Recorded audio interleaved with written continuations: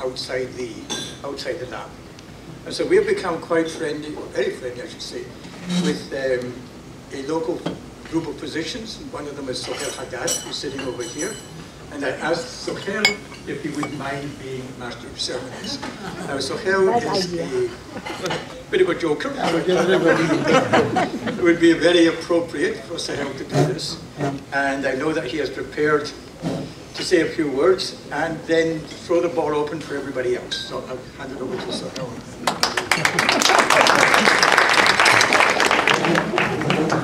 Can we, is this alive? If you turn it on. Oh, both of them like this, better? Better. No, only one, okay. Let me just kind of get my, my PowerPoint presentation here going. Now, I'm not seeing what I'm going to show, so I'm going to be the main with this. So it did not went through censorship? It did not go through censorship? You made a mistake. You have made a mistake. Alrighty. Well, everybody, thank you very much for coming last night and today and now. Like I said, there are very few of us who are not part of the lab. My brother Fadi and I are some of these. Now, I know some other people are not part of the lab, but most everybody else is. And we've heard most of your stories before. So we've heard them from Milton and Mimi. So when you come up here and talk and say something about Milton, please say the real thing. There is something, I mean, most of us are immigrants here. And this begs the joke, you know. An Israeli, a Lebanese, a Palestinian, an Italian, a Chinese, an Indian get together. What do you get? Milton's Lab. Milton's Lab, that's it. I could not make it for the talks this morning because I knew that it was just flown over my head. Just like the drone we have over our house. You know, the NSA is spying on us, and the Chinese are getting all the information. This is okay, guys? This is not a political speech. Now, one more thing. We all love, I mean, most of us are not, lots of us are not from here, and we all love America for its excellent and beautiful and wonderful traditions. Except for one tradition that I really don't like at all, and I think it's fairly American, is the roast. Is when you get somebody who's retiring and then go up there and say bad things about them. We do not want to roast Milton, okay? This is the time for us to stand up and say exactly what we think about Milton and Mimi. And it's okay to tell them that we love them. You know, Milton and Mimi, we love you. And I say we because my wife, I'm sure, would think the same thing. She couldn't be here with us tonight. Our daughter goes to Vanderbilt. And our daughter had an acute case of missing mommy. And Mom was having an acute case of empty nest syndrome, so she went to see her. So Milton, Mimi, sorry, Ali could not make it, but she sends her love to you guys. And those of you who know my wife, tell her that I dressed very nicely today, because when she's not here to dress me, it's an issue. We have it on camera, but where's your jacket? When I was a resident, the thing was that if you wear anything with stripes, it made you lose 20 pounds. You look 20 pounds lighter. And so my wife was not, she had left, gone somewhere for a few weeks. So I went to my closet and found my striped shirt. And I had actually striped pants. I had striped necktie. And I had striped socks. So I thought I probably looked at least 40 pounds lighter. I didn't, because all the straps were going different directions. And when finally the nurses saw me on the floor, they said, oh, your wife must be out of town. And they were. So we're here, we're not part of the lab, neither Fadi nor I, but we're part of the Taylor family. We got to meet them, and I'll talk a bit more about that later, because I don't think it's a very big secret. And since we've been here, back in 1992 we met them, they've really taken us under their wings, and they've been another family for us. And we can't think of a better other family. I would say other parents, but really they were more like brothers and sisters. Maybe a bit older for Milton, a bit younger for Mimi, but really just like brother and sisters for us. And they were the reason we have met a lot of friends here in Bloomington. And some of you guys we've met through Milton and Mimi, and you'd think that most of the friends we'd meet through Milton and Mimi would be biologists, but really most of them are from the School of Music, and a lot of them are economics and everywhere else. So for this, we love you, Mimi and Milton. And I'm going to say again, we love you in Milton, and I want, when I open the floor, for you guys to come up and say that and tell them exactly what you think of them. This is the time to do it, guys. You know, we're all on this treadmill of life, and at some point, going to stop. And we want to hear the good things people think about us while we're alive and walk on that treadmill. Not when you're off the treadmill, you can't hear it. Okay, so this is a good reason for you guys to step out and say something. And I know lots of you want to say things. You can keep it short, you can keep it long, whatever you want. I know for a fact that 3 weddings in this place, 3 weddings we can crash. So if we finish early, we can just run there and crash the wedding. My wife is not here, you don't tell her. And... All right. So, I have a, let me see if I know how to, I have to turn it on. It vibrates a bit. It vibrated, no, it's good, it vibrates. Anybody wants it? Just joking. Okay. Means your table's ready. No, we're good. No, we're good.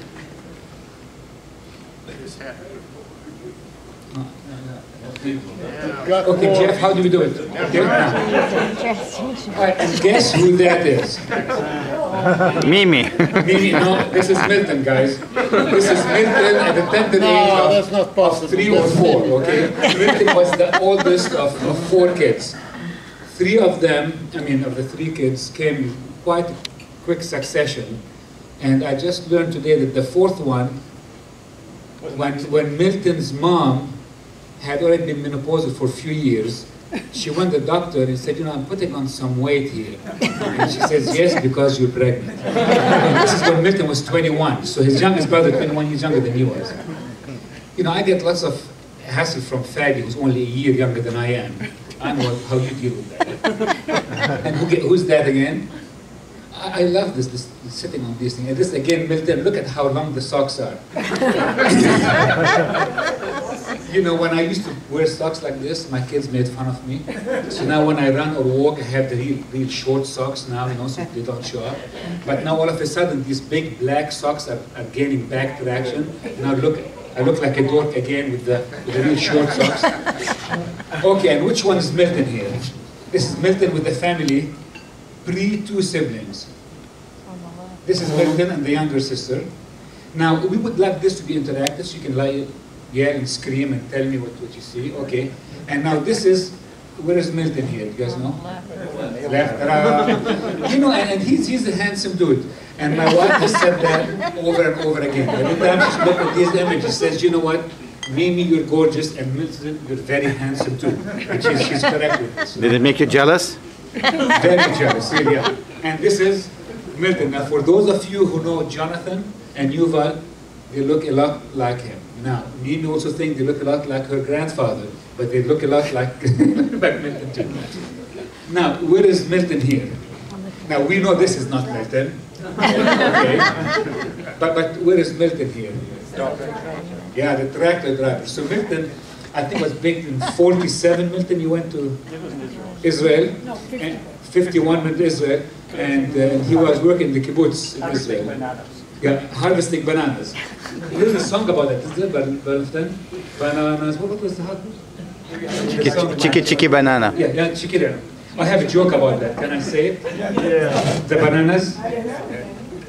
So this is they have this thing in California where they want to go and sell orange juice. Oranges. And so they knock from door to door, and these very nice looking women, they come in and can just open, and it's not too undressed, but no less, said Jaffa oranges, So the idea is, when you see this, you see Jaffa oranges, Get me? Jaffa oranges. And so one time they knocked on the door, and this lady, the man came out. He was just taking a shower and was just barely covered up, and finally opens the door. This lady opens the door, says, Jaffa oranges. He says, you know what? Chiquita banana. All right. So what is Milton here?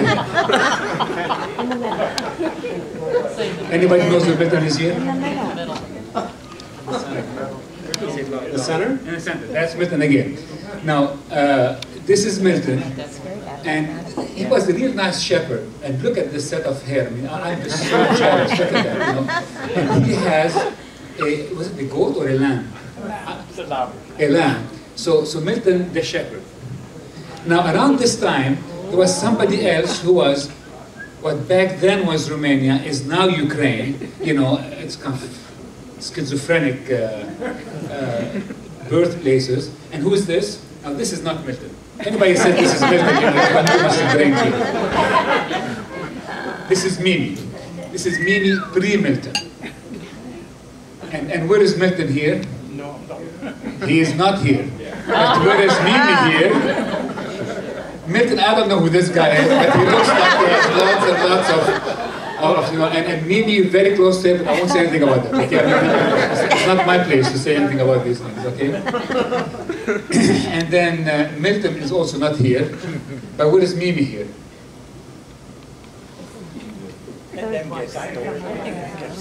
Okay, Mimi. Who thinks this is Mimi? No. No. This one. Yes. No. So between these two, which one is Mimi? This one. Okay, Mimi. That is Mimi? Yeah, correct. So this is around the same time as Mimi ended up moving to Israel and go to the kibbutz where she met that very nice shepherd. Okay. So what would you do if your daughter told you she wants to marry a shepherd? You know, and by a shepherd, just a farmhand. You know, I mean, Milton was not like the guy who was running the show. You know, he was just the guy who was carrying the lamb, running around, looking real cute with them. Okay, this was him. He was a pretty good piano player, pretty good piano player. You know, at that time, Milton was about 24, and what you did not know, but it's okay, Milton, can I say it? I mean, it's all over the place. It's written, you cannot say it. He was a high school dropout. He had not done high school yet. He was 24, 25. And the reason for that, because Milton was maybe a pinky, pink as like communist. You know, before his stints with the kibbutz, he had spent like two terms in England in the communes before that. Now I know if my daughter comes and says, I want to do this, marry a shepherd, really good piano player, high school dropout, and pinky. I'd be killing it. No, I would not. Just joking. I mean, this is how strong-willed Mimi is, that she, you know, finally convinced her parents that this is the way to go. And 8 years later? We got married in 56. Yeah, but 58 years later, it's working. Won't you think so? Yes, thank you. So now I'm going to take just a quick break here from my talking and see if anybody has anything to say about Mimi and Milton. So please stand up, come here, we'll give you the microphone and you can say. And we really like people to say. Now I know who I'm going to call on first of all. It's the guy who put me here in the first place. And it's Amrik. So Amrik, please come in. Sure.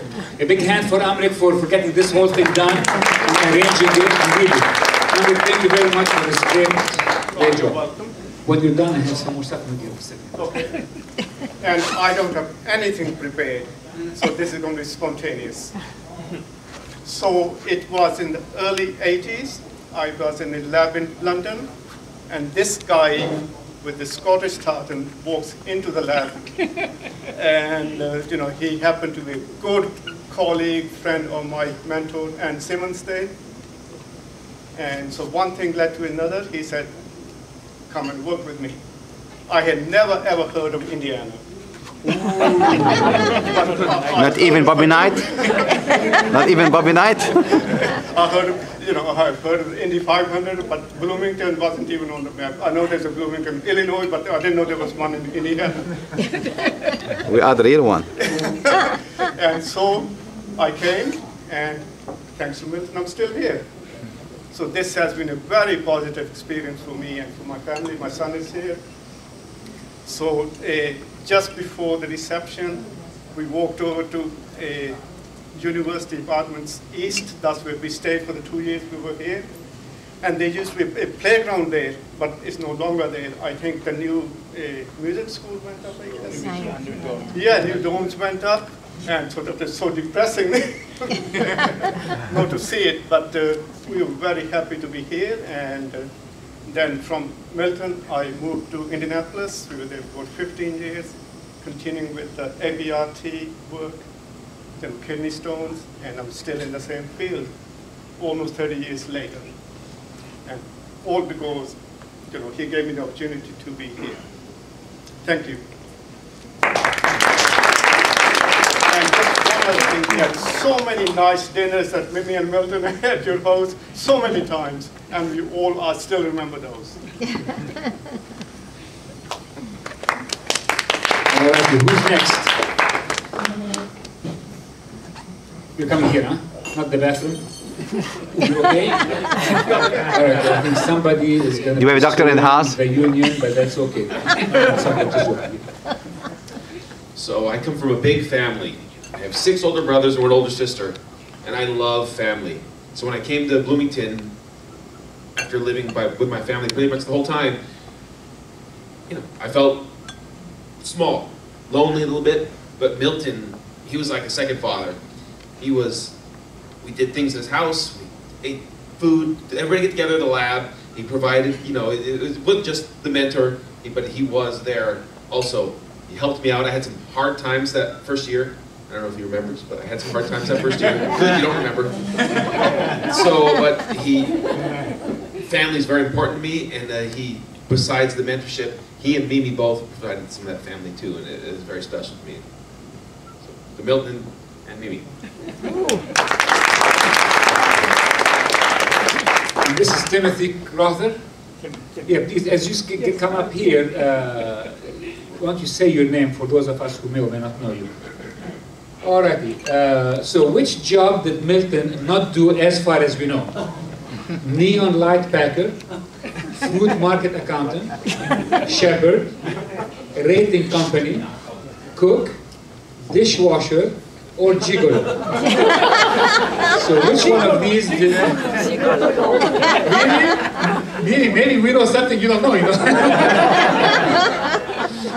When Milton came, actually he was a shepherd in Israel, but when he came to the States here, I guess they were on their way to Cornell, but decided that it would probably take a year to try to make some money to go to Cornell. And so Milton did all of these jobs: neon light packer, fruit market accountant, shepherd. One day. For one day, one day is all it takes, you're on the union, you're doing good. I was fired after one day. What, for the accountant? Oh, don't, this is not, no, Milton, God. See, I'm trying to do this without Milton knowing. I really am trying to do all of this without Milton knowing. But Milton and Mimi share one phone and share one email address. So you can't get hold of Mimi without Milton knowing that you can get hold of Mimi. So I had my wife, who's a dentist, call Mimi the other day and tell her to please call her office. I can talk to her. And the cover was that she needed to have her dental appointment. But then Milton answered the phone, and then Milton tells Mimi, the doctor wants to see you again, So finally, the only time I had to get together all of this thing is this morning, because I knew Milton will not be home. Now, we had this meeting at the bakehouse, the three of us, to talk about this project. And I thought my only chance was, as soon as I left the bakehouse, I would call Milton's house and talk to Mimi, because Milton will not be there. So within 2 minutes of leaving the bakehouse, even though I left before Milton, I called Milton's house and Milton answered. So I tell you, it's something. But anyway, and this is what, because this is what I'm saying now. From which job was Milton fired? And why? From the gigolo? I don't know why, you fired by that thing, it's not a difficult job to do, just show up and look. I'm just joking. Not that you know anything about this, really, man. Or neon light packet, I broke a whole bunch of them, or because of fruit market accountant. Fruit market accountant. See, Aline is following through. But why was he fired? I guess after one day, I don't think he was embezzling anything from there. I guess his handwriting was so bad, they couldn't make up the numbers. He was writing them in Hebrew and Arabic or something else. Said, you know what, hey, thanks, but no thanks. Alrighty, now we're going to open for some more people to stand up here, please, and say something. Don't let me point you, because I'll do this. Okay. Yeah, come. And please don't forget to state your name, your birth date, your shoe size, where you are right now. I'm just joking. yourself. I'm Morgan Fane. How old are you? I'm 45. I'm Donnie Ping and I'm 8. That's different. They were like Milton's parents. Okay, I came to Milton's lab in 1986 and finished my PhD degree in 1990. So actually, it took me less than 4 years to finish. Wow, this is good. And you know, because just he's a slave driver, you know. So what I really appreciate from Milton is that he always gives us the encouragement. And ever since I became a boss, ever since I set up my own lab, I feel the tough job to handle is graduate students always argue with you, disagree with you. And I feel Milton did the best job. You know, whenever you argue with him, he's always smiling and yeah. And I even witnessed how Tan in the interview argue with Milton, you know, and he's always nice to Tan. You know. Okay, and the most important thing I remember is that, like 1 or 2 months before I finished my PhD, and I was heading to Toronto for my postdoc. I once asked Dr. Taylor, I said, do you think, one day after my postdoc, I can also become a professor, a faculty position? Can I get a faculty position in this country? And he did not even answer yes or no. He showed me two fingers. I said, what do you mean? He said, I'm sure after 2 years you will get a faculty position. Wow, I said, are you so positive about me? Of course. He said, I know you. Yes. Eventually, I got a faculty position. I got several faculty positions offered from the United States and Canada just 2 years after my postdoc. Wow. And thank you so much for your encouragement.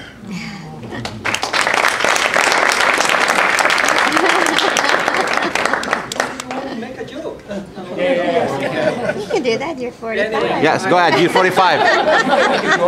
Okay, I named him Morgan Fane because Thomas Morgan was my hero, when I was a college graduate student. Nice. Also, Morgan means he was born in the year of monkey. Donnie was born in the year of dog. So, Thank you very much. Thanks, guys. Thank you very much. Okay, anybody else before we continue on the slideshow? I know there are more people. Please don't forget, your name, the shoe size. Just I'm a size 7. I'm Susan Klein. And I usually don't do stuff like this, but I'm going to do it because I know this is going to ring true with everyone here. When I came to Bloomington, I followed my husband, who was being employed as a junior faculty member in the physics department. And the only regulation he had when we moved here was you cannot work in the same department as I do. And since I was a biophysicist, that made it pretty tough on me. So I had knocked on a lot of doors and talked to a lot of people in Indianapolis and in Bloomington, trying to see if there was some kind of work that I could find. And when I went into Norm Pace's lab, actually, Norm said, "Oh God, another faculty wife." When I went into Milton's lab, Milton said, "Of course, I can find something for you." And he saved my life and he saved my career, and I have blossomed as a result of that. And I know that all of you have experienced the same thing. Milton's generosity and kindness toward people who have talent and have ability and have need, his door is always open. And I just think that that's phenomenal.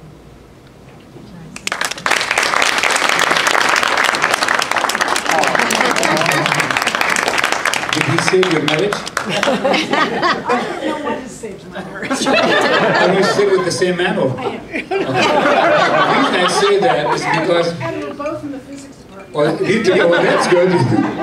I was at Macy's the other day, and I met this very nice lady. And we got to talking with that lady about Macy's. And then she said that she's been single for the last 10 years. So, I said, so you ditched the asshole? He says, no, he died. So you have to be very careful how you do things. You're very, very careful. You can't. Okay, now we're going to talk a bit about what retirement. I guess 7 years ago, Milton supposedly retired. But since he retired, he became pastry chef. And I mean finger-licking, succulent lemon and apple cakes. Those who have been to his house recently would know that. And if anybody is going to put together some proceedings of this with the bio, I think you have to put in there also the recipe of these cakes. He's also an author, as you all know, because this is part of the book that he published recently here. But he's also trying to write, and is on his way writing, an autobiography. And that's so nice because every time we get together, I've not really read that just yet, but there's always the chapters and the reminiscence of what happened before. This is very interesting, so I'm looking forward for that book. And then there is the word traveler. You know, I know it's probably not a big secret, but Mimi and Milton are Jewish. I know it's not a secret, or maybe some of you don't know that. But they epitomize the definite wandering Jew. I mean, when you talk to Mimi and Milton now, they either just came back from a trip or gone to a trip. They're never here for good, you know, in and out. And between both of them, they clock at least 46 cousins. So they've been to all of their 46 cousins' weddings. Bar mitzvahs. Their kids' weddings and bar mitzvahs and bat mitzvahs. Their kids' second weddings, you know, and stuff like that. So it's very nice to see them travel all over the world as they do that. Okay, next, who's gonna talk?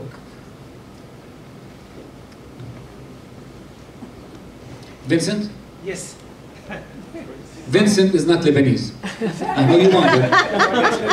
One of my cousins happens to be Lebanese. One of you. Okay, so my name is Vincent. Some people know me by Kwaku, but you know, when I came to the US, I spent about 6 months in Indianapolis learning English, and then I moved to Bloomington. And when I came here, I was really trying to get into the program. But because I came from the Ivory Coast, there were some issues about whether I was ready for the program. I spent the first, I think, 3 months or so taking courses. I took Milton's virology lab course, which really changed my life because I felt that that's what I really wanted to do. And of course, I also took his virology course, and I realized that this is really what I want to be as a scientist. And then in summer, I went to his lab and I asked him if he was willing for me to join his lab. He said, of course, you can come to my lab. Which also surprised me because until then I've been to other labs and I've asked them, and they were more or less reluctant to say yes.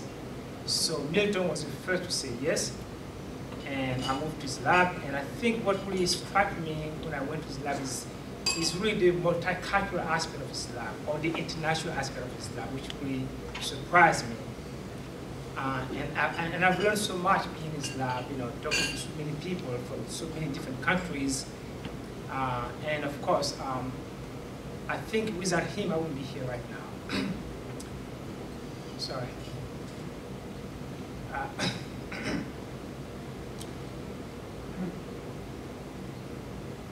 I'm sorry for my emotion. Yeah. Sentiment. Yeah. So yeah. I mean, I have some hard time being here,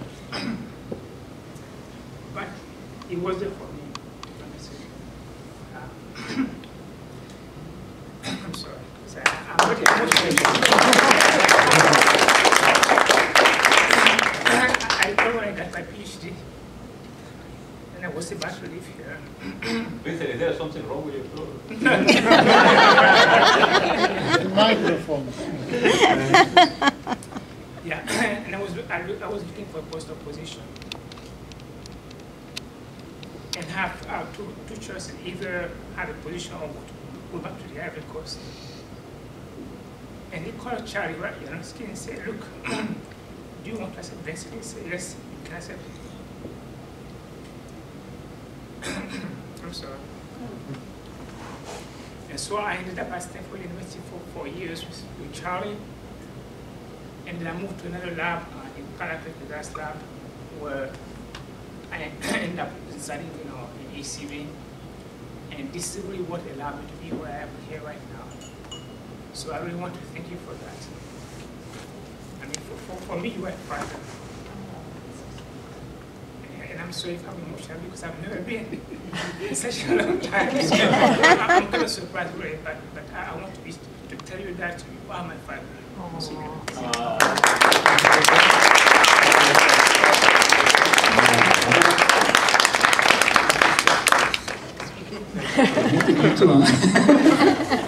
So this is your English is very good. By a shot. Are you married, Vincent? Are you a wife? And is your wife American or American? American Hoosier. This is why you speak so good English, or so well English, or so goodly English, or so well English. Your Spanish is better, huh? This is why you speak English so well. Finally, somebody who got it. Thank you very much. You're next, you know that. Because I think all the courses in the world pair in front of the horizontal dictionary. If you know what I mean. Okay, good. All right, next then. Now, Jeff. You want to talk, please? Yes, I do, please. Thank you. Welcome. I'm Margie Hershey. I'm here as a spouse. My husband, Howard Hershey, had worked in Milton's lab for quite a long time. When Howard and I went from the University of Wisconsin to Florida State for a postdoc, we were looking for, obviously, 2 positions that were in the same place. That, I can tell you, I don't suppose it comes as great surprise to many of you, is not an easy thing to do. Howard had offers where I did not. I had offers where Howard did not. But somehow, as a result of being able to have Howard connect with Milton, we were able to make a life here, where I have been a faculty member in Wisconsin, in political science, now at Indiana, and Howard had been in Milton's lab for quite a long time. We are 20 years. How many years? Maybe 15. 15. Yeah, 15. There are 4 children who are in the Hershey family as a result of our being able to make a life here. I'm not quite sure how they would react to that, but I am most grateful as a result. And I think it's important, I'm speaking for both of us here, to say this is something that would not have been possible for us if it were not for both Milton and Mimi. We are most grateful to you, as I'm sure everyone else in this room is. Thank you very much. Margie, thank you very much. Now for the guy who speaks good English, or well English, or goodly English, or better English. Jeff, please come over here. Yeah, Jeff, you have at least 15 minutes, okay? So a bunch of you heard this morning that I met Milton first in 1981 or 82 in Israel and Rehoboth. But I will say that there's only one thing that Milton loves more than his graduate students in his lab, and that is you, Mimi. So, a toast to Mimi, because you're as much a part of tonight as Milton is. That's enough. That was good 15 minutes. Exactly. I think there is an under theme here, underlying theme, that how generous and how great Milton is in helping people out and giving them chances and having these chances really get to some places, and I think this is very important. The other thing is, we all say that behind every great man there is a great woman. Well, it's not and true. Vice versa. It's not true in this relationship, because Mimi is not behind Milton. She's side by side, and sometimes even ahead of him. So, here's to you, Mimi, again. Does somebody want to come and talk? That's how they can see it, actually. Yeah, you have to kiss now. Milton, Mimi, you have to kiss. Kiss him. All right, you can hear too much. Okay, I'll just do a quick one, and it's it's funny. Today during the things, I remembered smashing all the the glass centrifuges, the wrong ones, the glass tubes in the centrifuges. And while everybody was talking about how generous Milton was, I remembered something, and it's trivial at this, when I look back on it, but it wasn't trivial at the time. So as I talked about that, I had decided after discovering the Northwest that I was gone. And a number of the faculty here weren't very happy with me, but one of them wasn't Milton. And towards the end of my time here, and these were the days when we got all of, I think, $325 a month. That was a lot of money. And that was but it would get you through the month, and that was it. You weren't saving on that. So I was living month to month, and the faculty cut my training grant. But Milton said he'd pick me up for the rest of the time I was here. And that was, very generous and very nice. It made a huge difference in terms of my ability to get from here. Well, then again, maybe I could have stayed here if you hadn't done that. But it's kind of little things that make the difference between a good person and, I'm not going to say not a good person, but just really differentiates. And these things really do make a difference.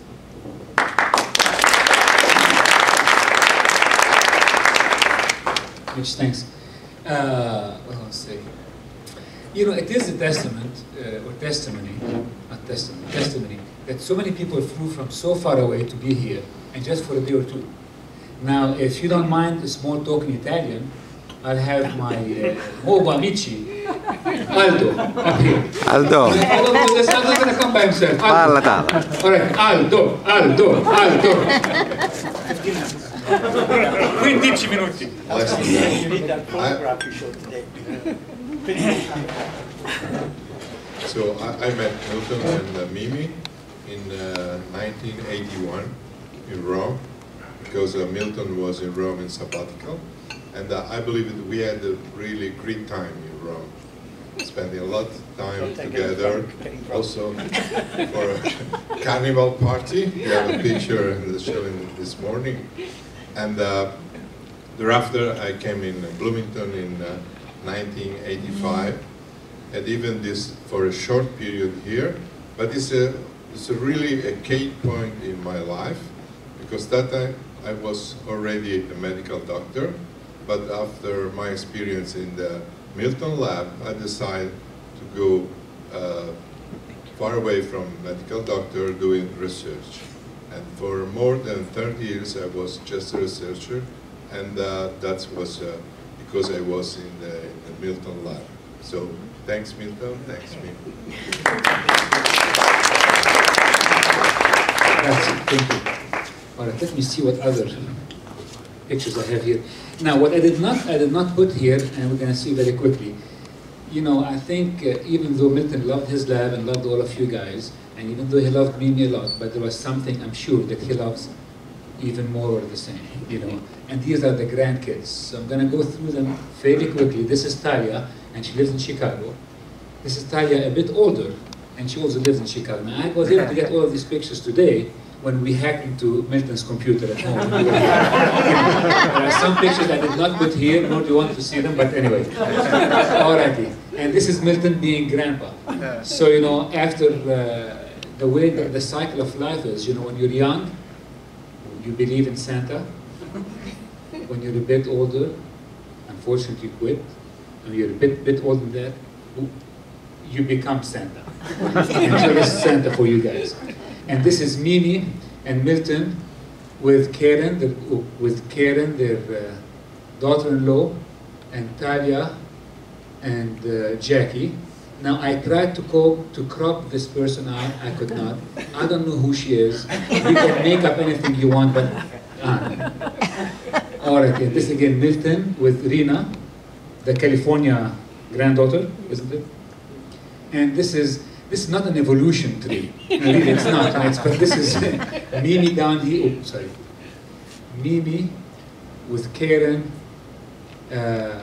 Talia, Yuval, and Jackie on the tree, Again, now Mimi with the rest of the grandkids takes two grandparents, her grandfather and grandmother. You can see Mimi with Talia and Jackie.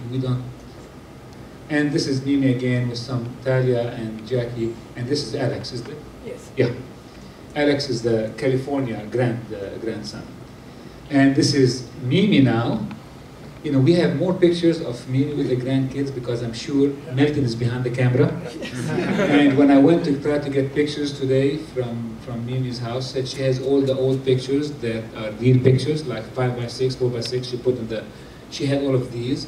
But since the digital era came, Milton took over, and we didn't have any more of these. He took them, so this is why there's more of Mimi than Milton, because he was behind the camera. But this is with Jonathan, the youngest, and then Irina and Alex.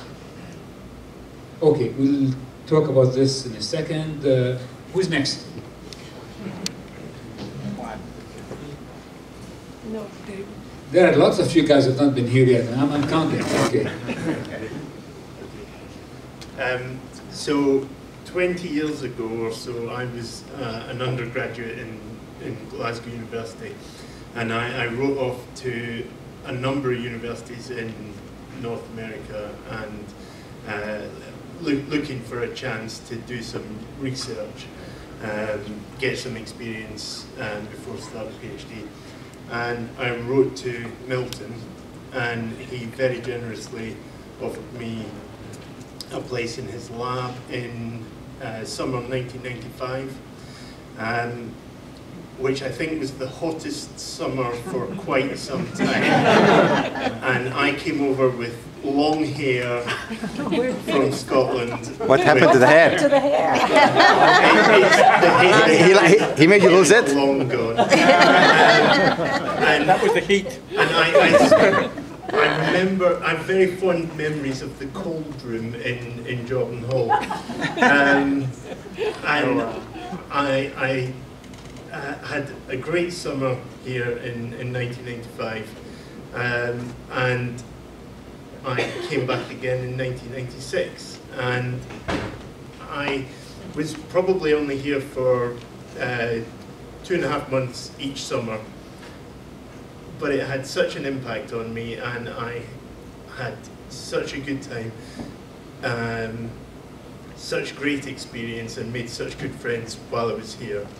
And I want to thank Milton for giving me that opportunity, and it was wonderful, and it has really made an impact on my life.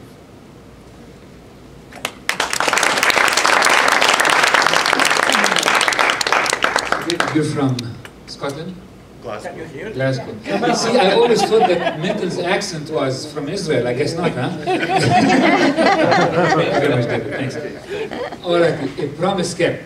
I met Milton and Mimi on an evening in the emergency room. It's not like how you want to meet people in the emergency room. It's not fun.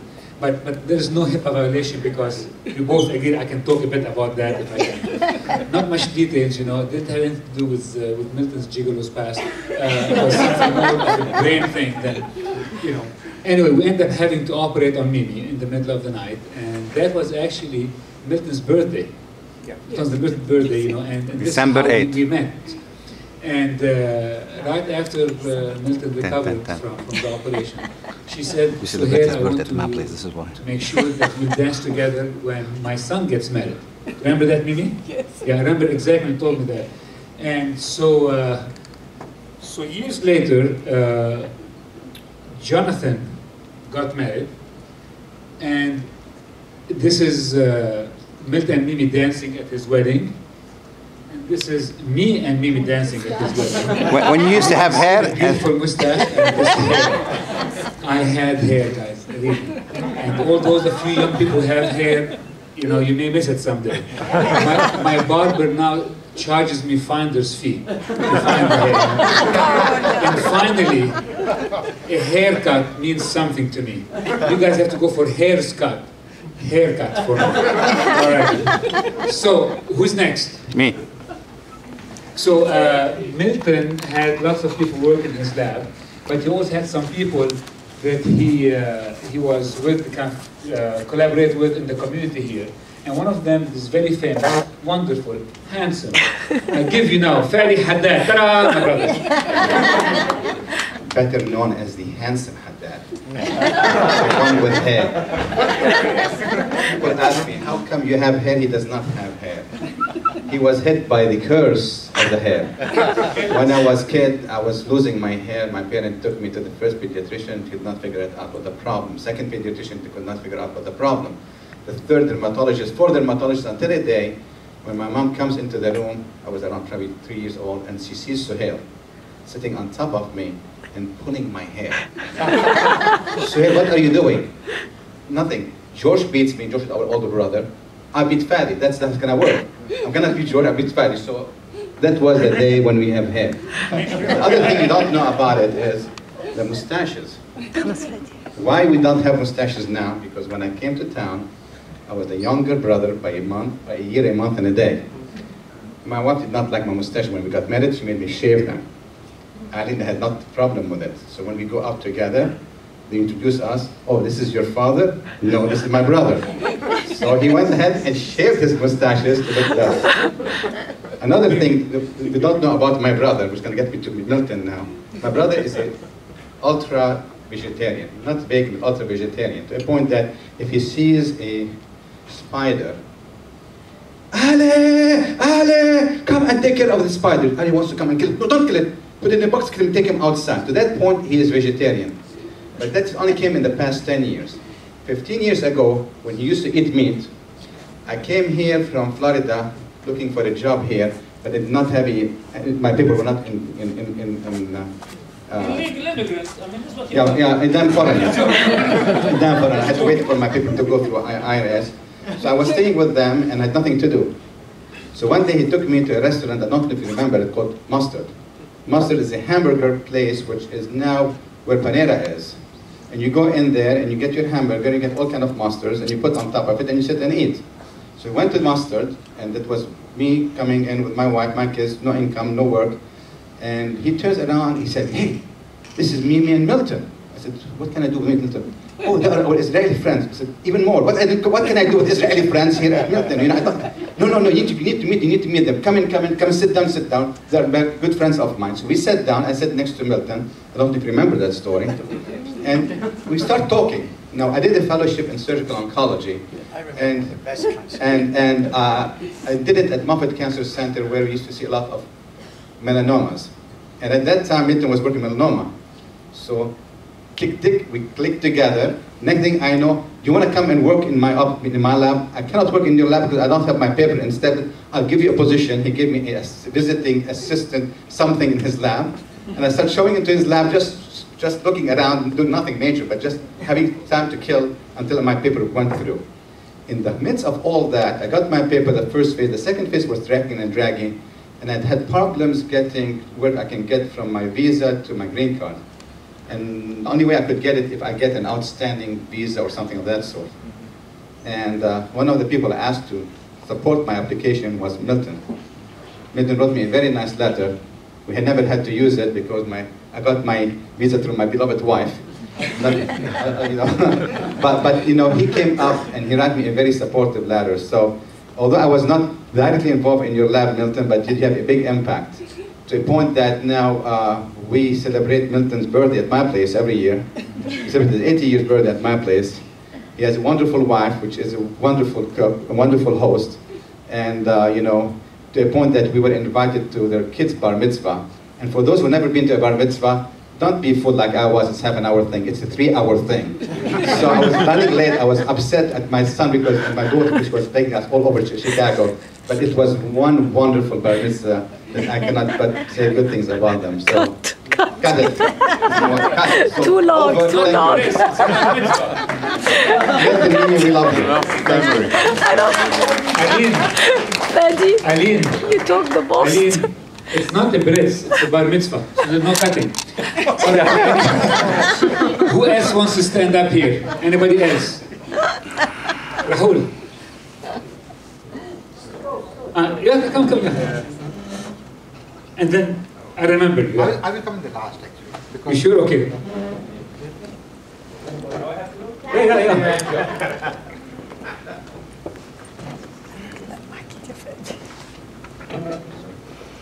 Walter, UCF, Orlando. Okay. So, I came to Indiana University in 1992, And by the end of that year, I had already joined Milton's lab.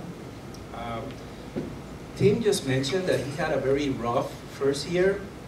Okay, I had a very rough 3 first years at the university. Okay, I was tumbling in every single possible aspect of being a graduate student. Maybe it was the, anyway.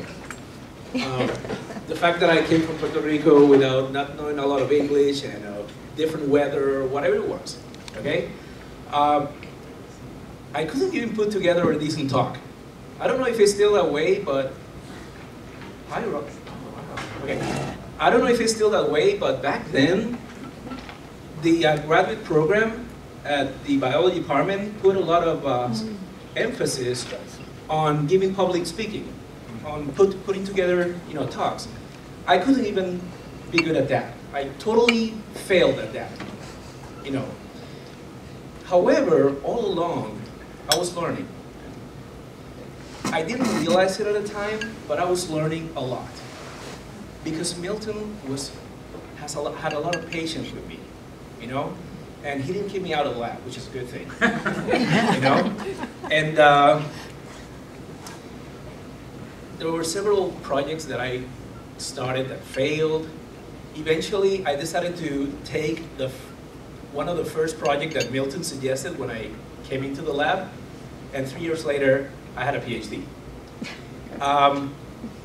And then me, the guy who couldn't even put together a decent talk, now I am a lecturer at the University of Central Florida, which is like the 2nd largest university in the nation, and the largest university that you have never heard of,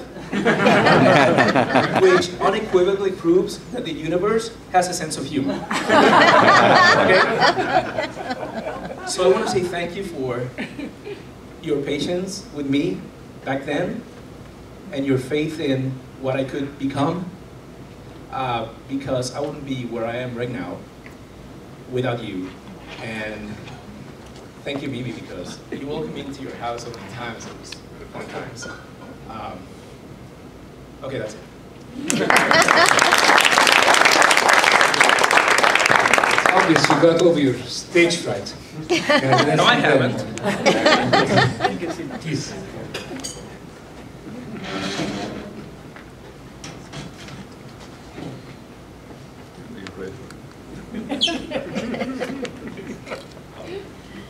My name is Juan Alfonso.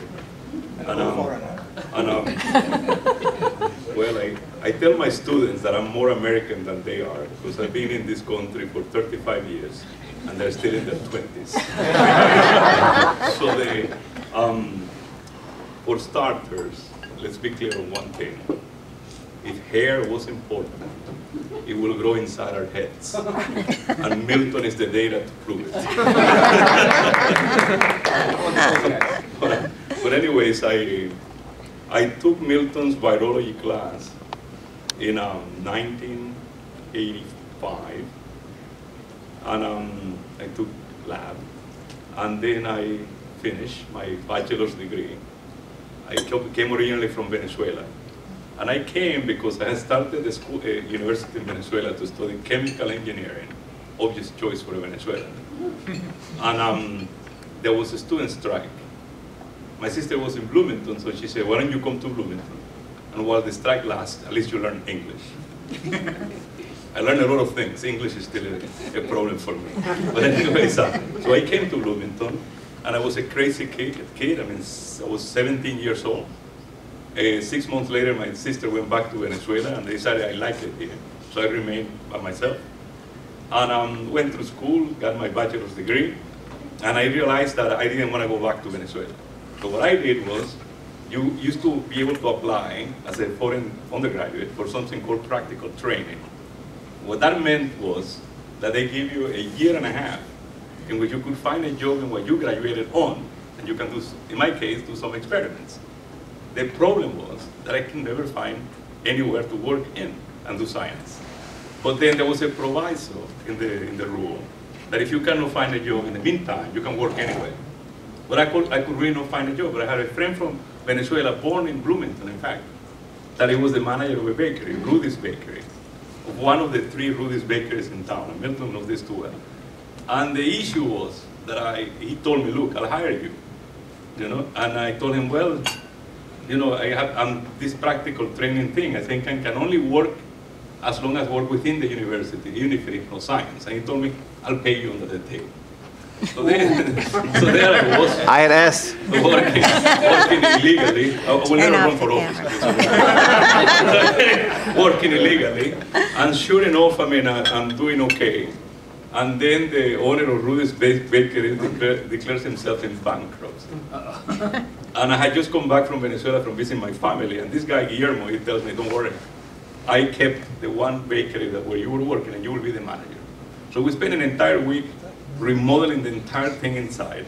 It's finished. We open up on a Monday.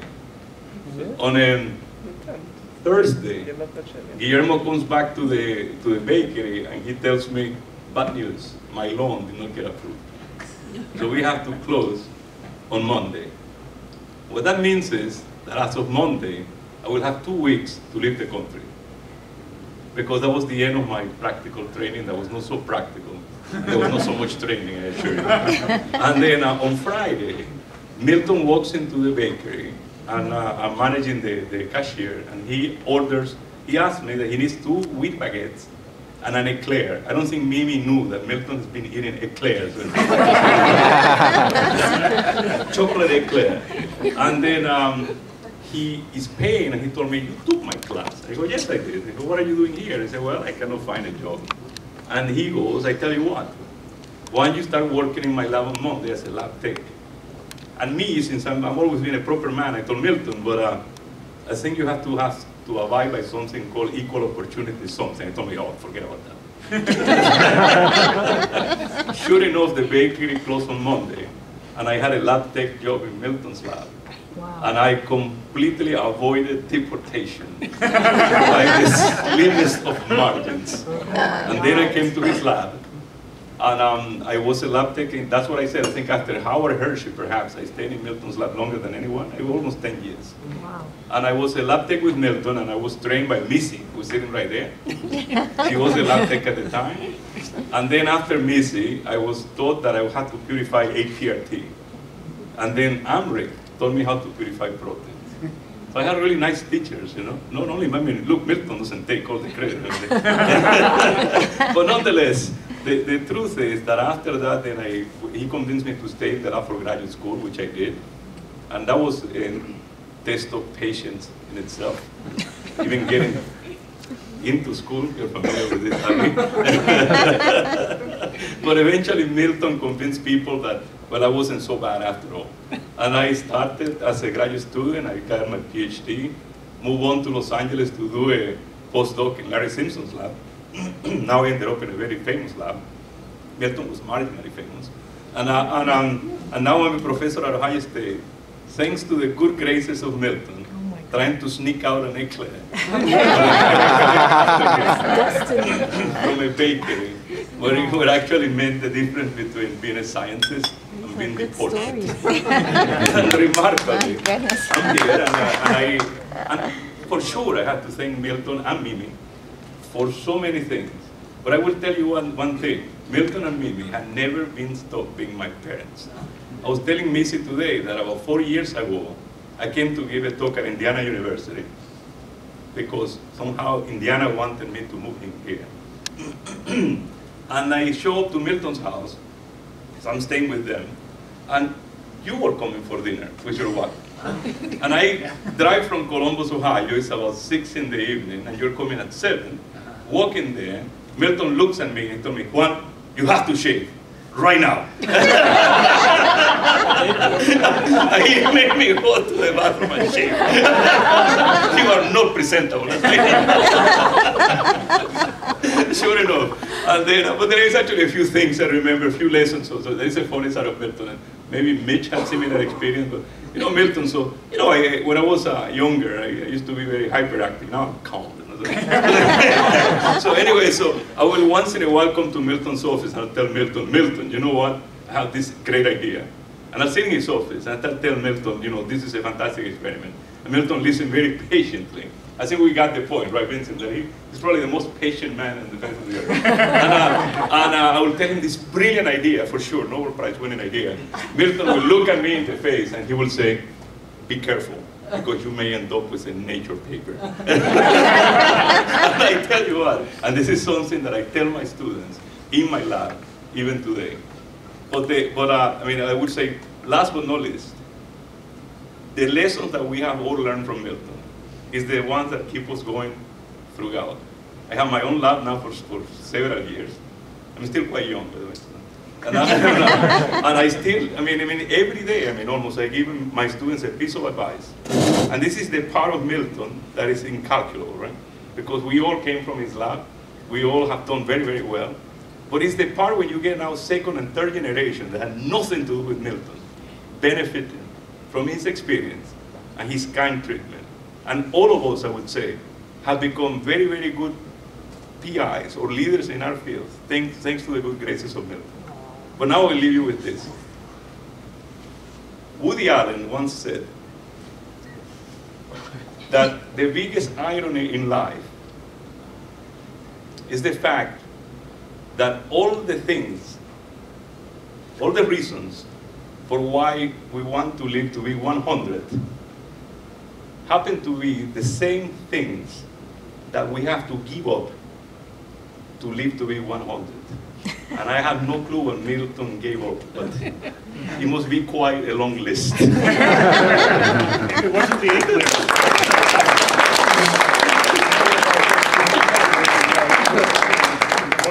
You're wrong. I think this is a... Don't embarrass me. I don't know what I'm getting myself into. I joined, I forgot my tag. I'm Ali. I'm Osman's son. I joined Dr.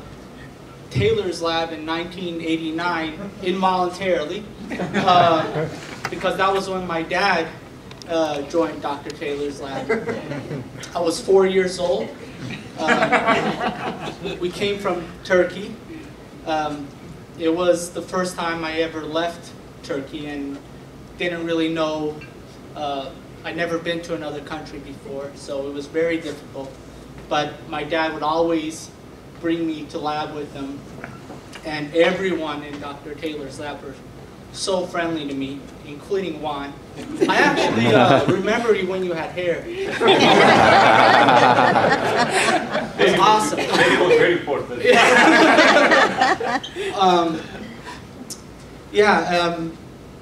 I used to, some of the lab duties, I did have lab duties. They were filling pipette tip boxes for all the grad students and the postdocs. And I also loved spreading around rumors amongst the grad students. That was fun. And we went back to Turkey and a couple of times because my dad had got different positions as a postdoc. And then we ultimately moved to California when I was applying to graduate schools. And at the time, I guess, my father and Dr. Taylor were talking to each other about research, and Dr. Taylor said, "What is Ali doing nowadays?" And that was when I was applying to graduate schools. And he said, you should apply to IU. And never crossed my mind once. I don't know why. I guess it was because a lot of things were happening in my life. My parents moved back to Turkey, and I was alone in the States, and I met my now wife, Tara, and I said, okay, that's not a bad idea, so I applied to IU, and I got in, and it was really difficult the first couple of years, and every time I felt the pressures of graduate school, I would email Dr. Taylor for a coffee, and he would always, be there for me, and he was always there for me, and he was very special, and he helped me out a lot. And now I'm wrapping up my graduate career, and I'm in the second generation, as Juan was talking about.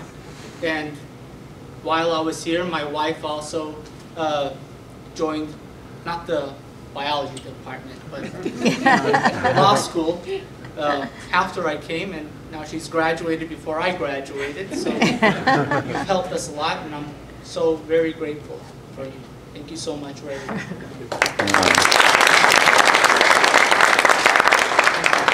you very much. Anybody else? I guess it's father-son evening. Tag team. I guess it's Tag team. It's father-son's evening. Huh? Thank you.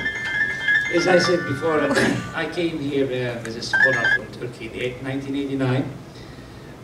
It was kind of a rule to rotate in labs, and I guess I knew what I wanted to study even before I came.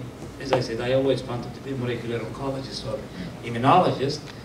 And when I was searching the PIs, I saw Dr. Taylor's topic was really close to my interest. And I joined to his lab, and I just stayed there.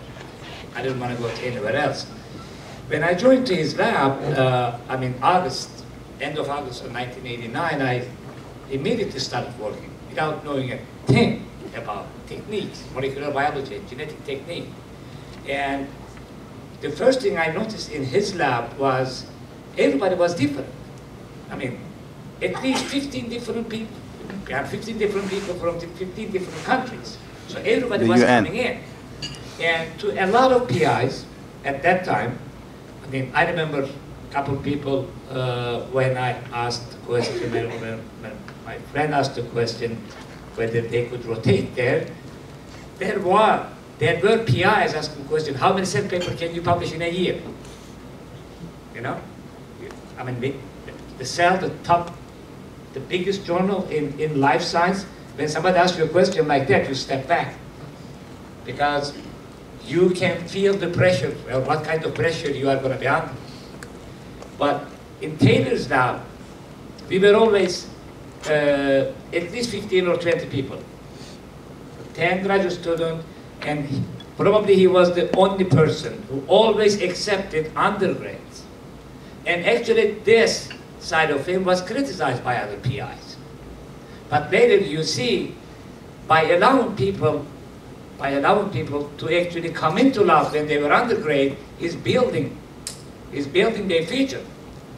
So in the lab, we were all alone, in essence. We were all alone. But everybody was so different. Everybody had completely different abilities in different areas. The real fact of heterogeneity is the fact of evolution, is the fact of real success of a society. That's why we always graduated each other.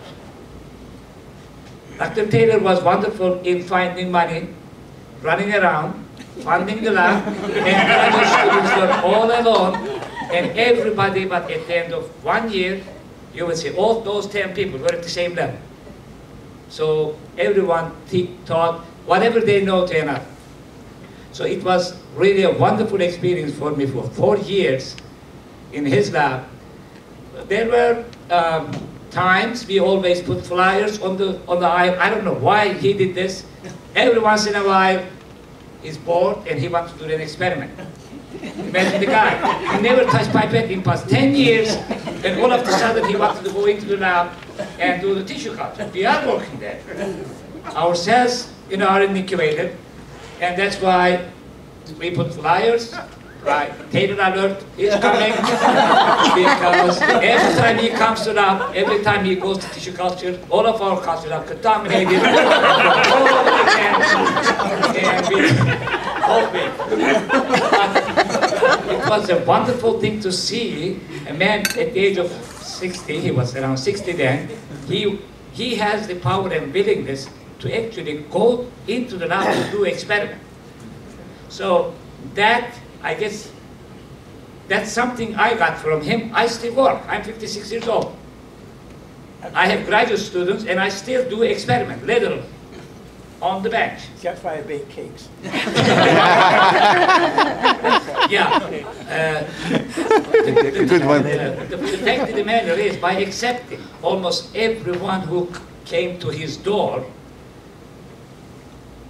probably saved a lot of people's life. And when I look around now, everybody came to his lab, graduated, and they are pretty good. They are pretty good. Almost everyone succeeded, and probably all of us owe our life, our business or jobs to him, and I'm grateful for him. He not just helped me out, he also helped my son out when I talked to him. So he helped him get in, and thank God he was also quite successful, and he will be graduating. And we are family size grateful for that. Thank you. I guess you guys have our babies very quickly and send them to lab. Yes. I would think that had Milton been in charge of Babel Tower, he'd have succeeded probably. Please, yeah, come on. Thank you. Oh, yeah. Well, my name is Tan. This trip certainly stirred up a lot of old memories. Okay, I'm going to tell something. I bet Milton has forgotten how we met. Okay, so before I came to IU, I mailed my personal stuff in boxes to Jordan Hall because I didn't have a dormitory. Then I got accepted to Eggerman Hall. So the first day I came to Jordan Hall, I was moving, multiple boxes. Then, a gentleman showed up, volunteered to help me move. It was Milton. Yeah, he helped me move the boxes loaded onto his car, drove me from Jordan Hall to Eichmann. Then on the road, he introduced himself. I'm a professor here. He explained to me, what he did in his lab. That's how I ended up in his lab. Wow. Then Walter Konietzka. How many of you remember Walter Konietzka? Yeah. Okay. He kept joking on me. You don't select your advisor by meeting somebody in the hall. Okay. Then after joining Milton's lab, Milton gave me one project. The first project was to produce he was working on ATP, so he wanted me to produce HTP, GTP, double mutant E. coli strand. Then, just by the time I almost got it, he gave me another project. Then the third project, the fourth project. Okay, so I got multiple projects. I got nothing done during the first 2 years. Then Barry Perlisky told me, look, you've been romping around. How many of you remember Barry Perlisky? Okay.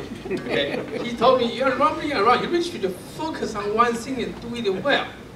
Okay. Looking back, then after leaving IU, I went to join other labs. In other labs, they really want you to focus on one thing because they do not want you to waste their resources. So they give you a project that they guarantee will work. Get it done, get it published. Don't do anything else because it's their money. And Milton allowed me to waste his resources. Okay, is that a good thing? Looking back, I think it's a wonderful thing.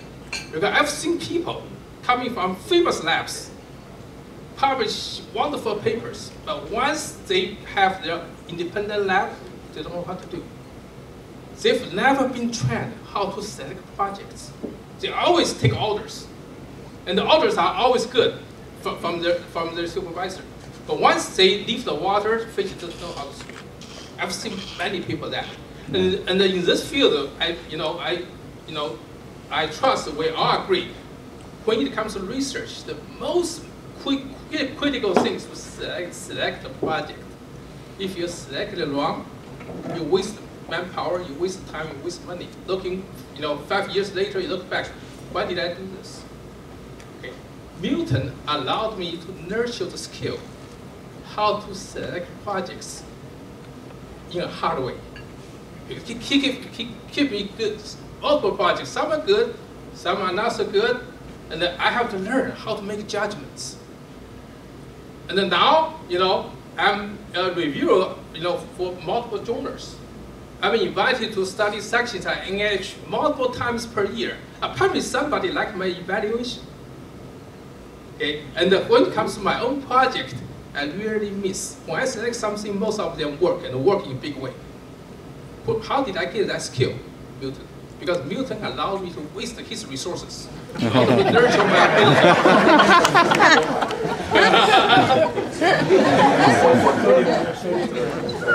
Actually, I made many mistakes. You probably don't remember.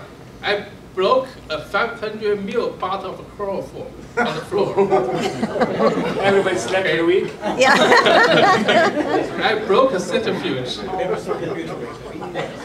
And Milton never asked me to pay. He never blamed me. Okay? He allowed me to waste his resources so I can learn the important skill in hard way. I thank Milton. Wow.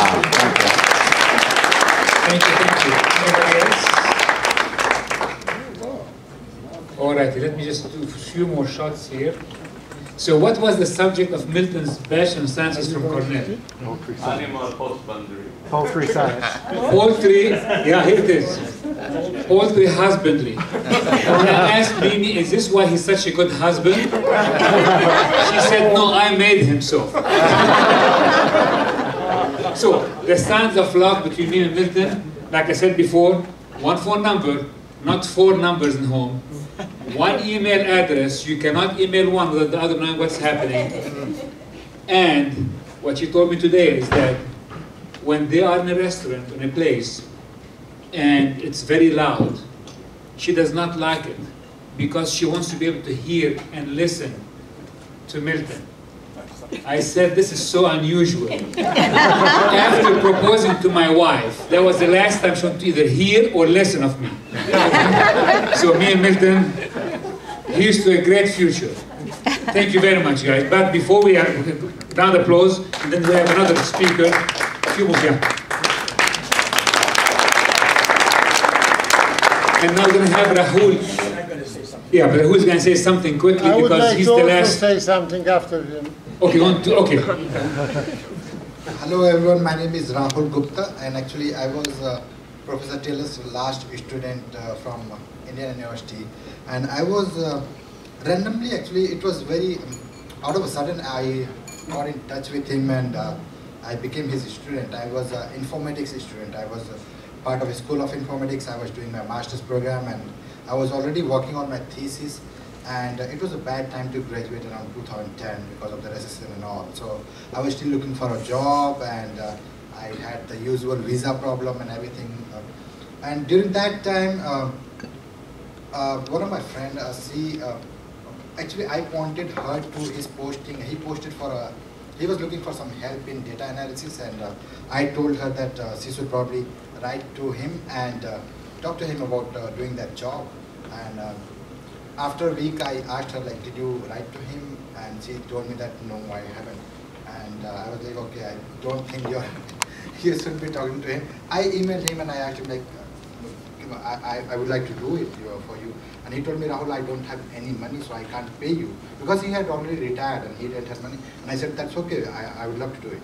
And then we met and we had another student, but she couldn't join us for a long time. So I started doing that work and I enjoyed liking that work, and I really loved it. But the best part was not the work, but it was getting to know Professor Taylor. He will tell me all the stories about his world trip and even from India, and how people will try to cheat with him. And he was telling me the story with the cow dung, that people will basically, if you walk in India, out of a sudden you will notice that somebody is patting on your back, and he will tell that, sure, your shoes are dirty, and he will offer you to clean it, and basically he will clean it for you, and then he will charge you some money for that. And it happened to him for many times, so he got to know that, like, this is not the actual thing. Somebody is doing that to him. It's part of the cheating scam. Basically. So all those things, and then since he wasn't offering me money and I didn't have a job, and he was like, you could work in my lawn, but then he other minute he was like, no, this will be a conflict of interest. So we were like, yeah, let's not do that. And then other thing, he will always offer me to give me a ride back, which has never happened in my career actually, that a professor gives you a ride back home. and he will always drop me back, and he will say that, oh, I'm going that way, and I'll always tell him that, like, Professor Taylor, why do you are retired, why do you still come back to the campus, and you should be staying at home, and I can do this work from home. It's all data analysis, computer job. So he told me that my wife won't let me. I have to come here. So I was like, okay, I'll come here as well. So that's the whole story. But he has been a great professor, and he has been a blessing for me. Actually, I got my job at CDC because of him, because I got to know some people at Yale, and they knew some people at CDC, and I told them that I don't have a job, and they told someone that he's looking for a job, and they told me that they are looking for someone, and we just got connected. I got that job. I still have that job after 4 years. So thankfully, basically, it was just random luck that we got connected, and we are still there. So thank you. Wow, thank you. Henrik, were you ever in the lab with him? Playing music. Refreshingly, I'm not a biologist. Also, I'm not going to speak about the family hairline, because my son is sitting over there and how much hair he has. I appreciate, the expressions of love and understanding of Milton's contributions to. Are you hearing me? Okay. The contributions of Milton's to all of your lives that I heard. This is simply incredible to hear. Love, friendship, professional understanding. Although I'm not a biologist, I did give blood for the biology department. I don't see what's so funny about it. That's true. You know, my lovely fiancé still from 1988 or 99 worked in his lab, and there were moments where there was no blood, so who else can we take blood from? That's me. So although I'm not a biologist, I did contribute. Give blood for this. What I really actually want to tell is that from that time, my friendship with Milton was something that I treasure very much. Although there is some difference of age between us, there is few people that I stay in touch, whether I'm on this continent and on another continent. And as Milton is a man of few words, we still come together and talk. He's a man of great wisdom. He knows everything that goes on in the world, and if I tarnished by lack of information in Europe or whatever else, he's the first person that I would turn to find out what really happened here and what really happened there. And he puts my head, well, I promise not to speak about this. And then I wrote. So I am just very, very, very happy to be here, and very, very happy that in my old age I have a friend like Milton to speak about. And I don't play soccer. This is a minor thing, I also don't. But you also don't play the violin? Actually, you know, like everybody, you know, speaking here have some ulterior motive. My ulterior motive is very simple. I don't want to be crossed out from the list of Mimi from the brisket and stuffed peppers. Thank you very much.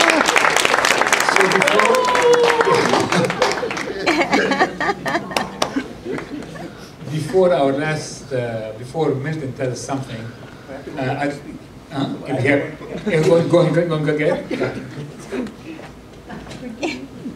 I have it on my email. Milton, are you going to dance? On the table. Yeah. Okay. So, you know, but really, without Mimi, there wouldn't be a Milton. And really, I mean, we've all seen that before. Mimi has been such a support not only for Milton, but also for all of Milton's students and Milton's friends. And she has an open house policy. We're always at their house, always there. Mimi, we can't thank you enough. And now please, all of us, let's stand up and stand ovation for both Mimi and Milton.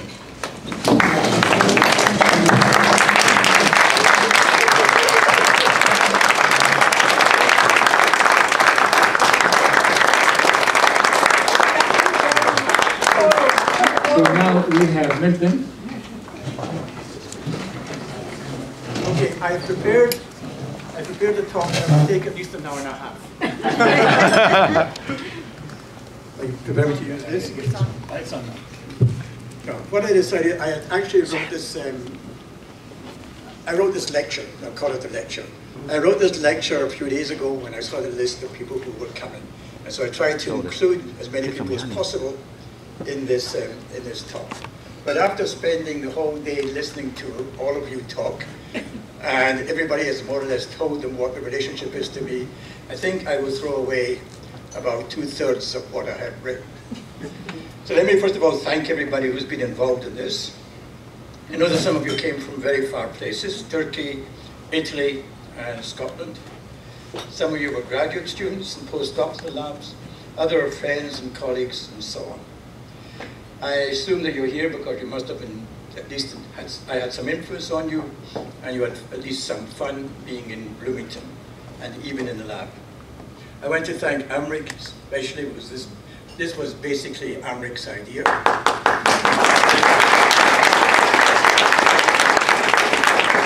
I think we had a conversation just after I had published my book, and Amrik suggested, oh, why don't we have a reunion? Or maybe I suggested maybe we have a reunion. I don't really know how it happened. But anyhow, Amrik obviously followed this up. I was sort of very disappointed in the book for some time because I had no idea whether it was selling or not. Springer is charging $184 per copy, and I thought this was absolutely outrageous. And today, it was actually yesterday, I got email from Springer that they had sold 4,018 chapters. Now this, I have to explain what I mean by chapters. The book has got 22 chapters in it. They sell each chapter individually online. So you can do an estimate, and they charge $25 per chapter. So you can do a very rough estimation of how much money they have already made.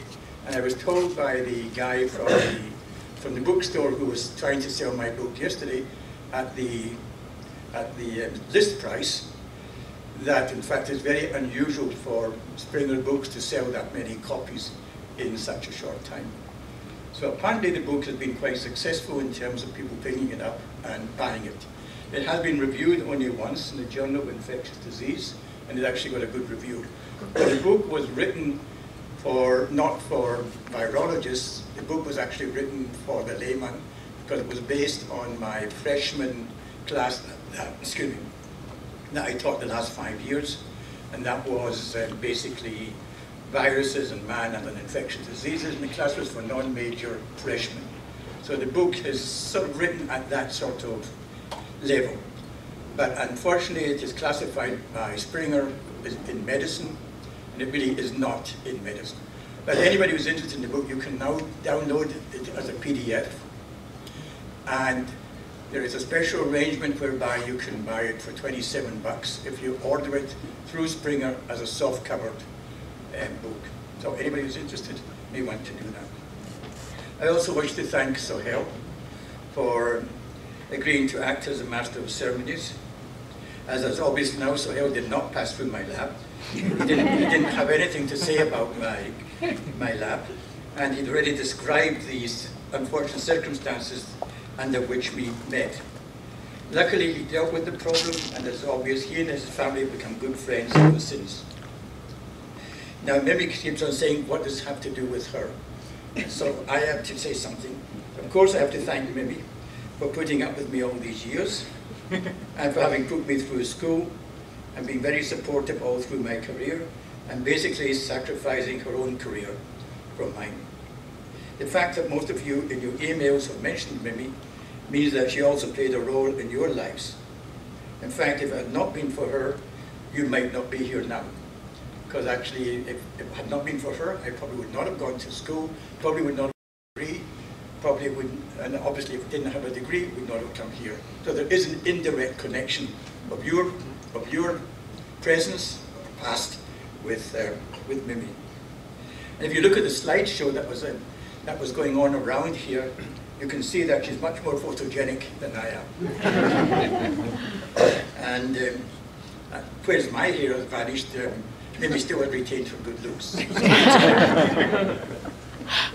So I was going to give, actually when I started writing this sort of summary lecture, I was going to give a lecture on what pitfalls to look out for and mistakes that are easily made during an academic career. Then it suddenly occurred to me that I wasn't talking to a group of incoming graduate students. And that's the sort of talk one gives to a group of incoming graduate students. Because it turns out that I'm talking to a group of people who basically have made it in life. Almost everybody here, everybody I think who's come through my lab has basically had a very successful career, or still has a successful career. Many of you are full professors, some are associate professors, one or two are still postdocs. Tang was a CEO of one company or two companies. One or two people were working for pharmaceutical or drug companies. So instead of my preaching to the successful, I thought I'd reminisce a little about the highlights that I remember of some of your time here, and in some cases what I actually learned from graduate students and postdocs. And this is not going to be in chronological order, but I'm going to cut this back because it's too long. And we discussed a lot of this today. You know, during those of you who were not at the lectures today, just mentioned that everybody before they gave their talk sort of briefly described their connection with the lab. And so there's no point my telling you again the story that Juan just told you about being recruited from a bakery, from Rudy's, and so on. So I'm going to have to cut a lot of that out. I just mentioned that one of the fields that I entered was interferon. And actually I was going to talk about this because someone who was on his way here, and then one of my first postdocs had to turn around. It was Bob Fleischman, who had to turn around because his wife became sick while he was driving from Michigan down to Bloomington. I was going to mention that I would never have probably gone into the interferon field if it hadn't been for Bob Fleischman.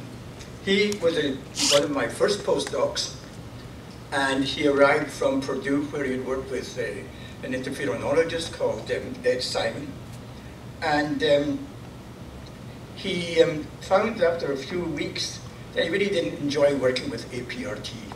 APRT seemed to him sort of an obscure surface. Now, for those of you who don't know, APRT is an enzyme in purine salvage, and we spent years and years and years working up initially the enzyme assays, the kinetics of the enzyme assays, then the sequence of the gene, and so on. And many of you here worked with APRT. He actually hated working with APRT.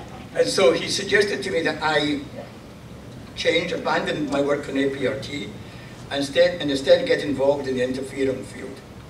I resisted this because I simply thought that the field was too crowded, it was too competitive, and I didn't want to get involved in this. So he left the lab, but he said to me before he left that he's quite sure that one of these days I will return and take his advice and get involved with interferon. And of course that happened many, many years afterwards, but he had a great influence in what we worked on.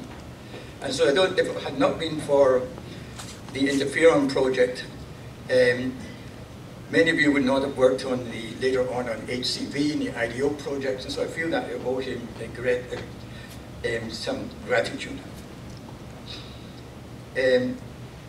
Also, one thing I missed out was that for those of you who were in the lab in the early days, very few of the graduate students most of the graduate students who were students in the early days have now retired. And so very few of them were interested in coming here. And it was one of the things that I did, advice that I was going to give everyone, was not to get involved in student marital problems or extramarital affairs. When I first came here at the beginning, as maybe I was all my life, was very close to my students. And my first few students, unbeknown to me, were having an affair. One was married and was having an affair with another student who was not married, and it ended up later on being basically a triangle. And so it was very complicated. And I didn't know any of this was going on. And there was one person who actually ran the biology department. And many of you may remember Helen Arthur. Helen Arthur was the woman who designed Jordan Hall, helped design Jordan Hall. And she ran the stockroom, she ran the dishwashing facility, she ran basically later on all the preparation of media. And she was basically the chairman of the department. She was chairman, but in everything except in name. So she came to me one day and said, "Dr. Taylor, do you know what's going on in your lab?" And I said, "No, I don't know what's happening in my lab." She said, "Well, if you go into the animal quarters in the evening, you'll find that there are some couples in there from your lab." And so I talked to these particular students. Luckily, none of them are here. And I found out that what she was telling me was true, and the situation was really much too complex for me to get involved in. So I decided at that time that let the students do whatever they want outside the lab. That is not my business. My advice is never get involved in your students' marital problems or boyfriend, girlfriend problems. For those of you who remember Helen Arthur, actually Helen Arthur died a couple of years ago. But until the very end, she must have been in her 90s. She was around Jordan Hall, and she was always inquiring what was going on and how things were organized and so on. And I don't think the place has ever been the same since then. So, one other reminiscence, and it's something that maybe I'm a little bit bitter about, is that we, in the early days of my lab, rediscovered viral oncolysis. Now, viral oncolysis is when you take a virus and you give it to a tumor, or you inject it into a tumor, the tumor disappears. And we discovered this actually quite accidentally, and we talked about today. We were working with, Greg mentioned, we were talking with Mengo virus and bovine enterovirus. These are two very simple picornaviruses. The Mengo virus killed the mice, so there was no point using Mengo virus, but bovine enterovirus didn't kill the mice. In fact, the mice, as far as we know, seemed quite happy getting bovine enterovirus, and the tumor would disappear. And we did a lot of studies on this. We wrote it up. It was published in PNAS. It was published in Nature. There was even a Nature commentary on the fact that we had found a magic bullet that could cure certain types of tumors, and we could not get any funding to continue this. In fact, any time this was ever mentioned, it was said, oh, it's absolute nonsense. No one's ever going to use viruses to treat cancer. Today, there are multiple companies that are doing exactly the same experiments. Amgen has just finished a large clinical trial using a herpes virus to treat melanoma, and apparently it's been quite successful. There have been cases at Yale where a woman with brain cancer was treated with polio, and the tumor removed completely. And there are at least half a dozen companies that are now involved in this project. I just like to think that we were simply ahead of our time. I probably should have fought to continue this project, even though it seemed like hitting one's head against the wall. And so a few years ago, again I suggested we use bovine enterovirus. And actually there was a talk today, some of you may have heard, I got Adam Zlotnick, one of my new colleagues, interested in using bovine enterovirus. And we also wrote a grant proposal. This is only about 4 or 5 years ago. And we mentioned that it was possible potential as an oncolytic virus. And the review came back. Again, I think the grant was turned down. It was only a small grant, because we actually even had the guts to mention that something was oncolytic, that a virus could be used against treatment of cancer. But anyhow, the virus has now been resurrected after being in my refrigerator or freezer for 25 years. One of the students in Adam's lab took the virus and has been doing studies on the coronavirus structure. So I feel that as I said, I feel a little bit bitter that we could not pursue viral oncolysis. On the other hand, we were pioneers in a field that at least may be useful. Okay, I don't want to go all over all the students who did things. The backbone of the lab was APRT. Amrik says that I seduced him to come to Bloomington from London. And maybe seduced the wrong word. I remember the gigolo thing. You better be careful. You better be careful in Indiana. Yeah, I remember. You know what the law is here. I actually remember the conversation I had with Amrik, and I was telling him that he ought to come to Bloomington. I don't remember whether it was in London or was it at the CUNY meetings in London, Madrid? I think. Yeah. In London or Madrid? I don't remember which one. Maybe Madrid. London, I think. London, and I convinced him that it was worthwhile coming to Indiana. I learned a great deal about purine metabolism from Amrik, and we even organized an international symposium on purine metabolism in Bloomington in the 1980s, which was a very successful meeting. And that is where we met Kevin. I don't know whether Kevin's still here. Yeah. That is where we met Kevin. And Kevin helped organize that meeting. And he did a very good job then. And Kevin very kindly volunteered to help with this meeting. So I think we owe Kevin also a sense of gratitude.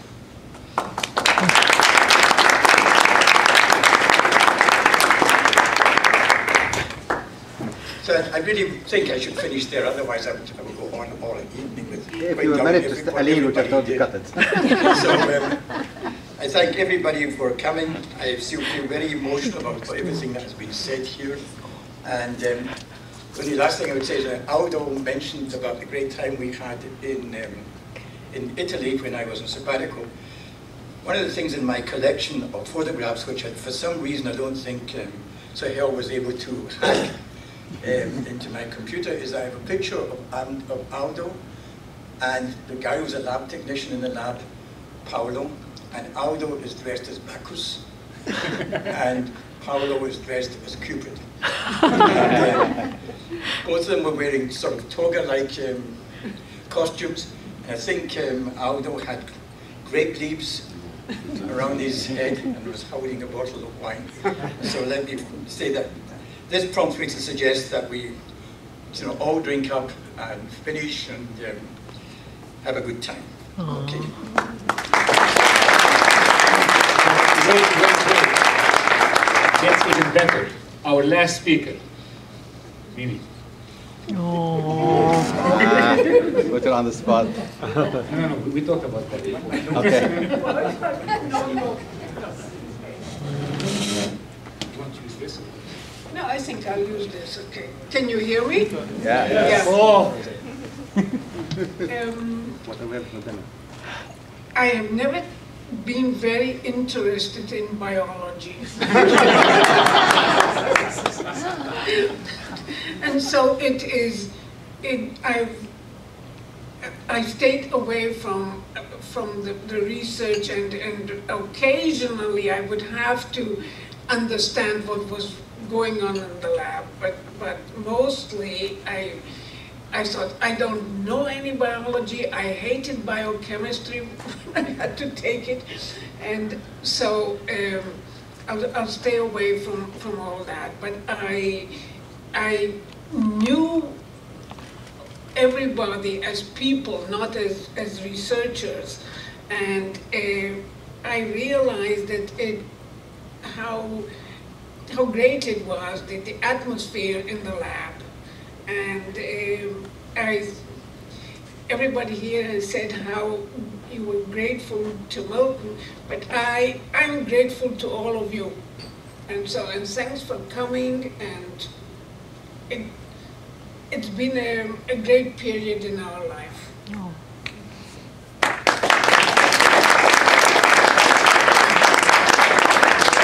Thank you very much.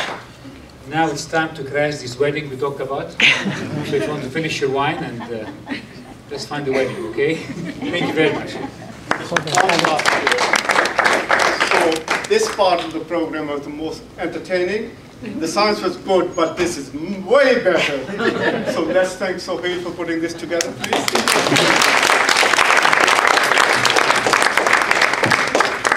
Thank you. Thank you very much. I think it's supposed to be coffee. It was supposed to be coffee, I don't know. Hey, absolutely.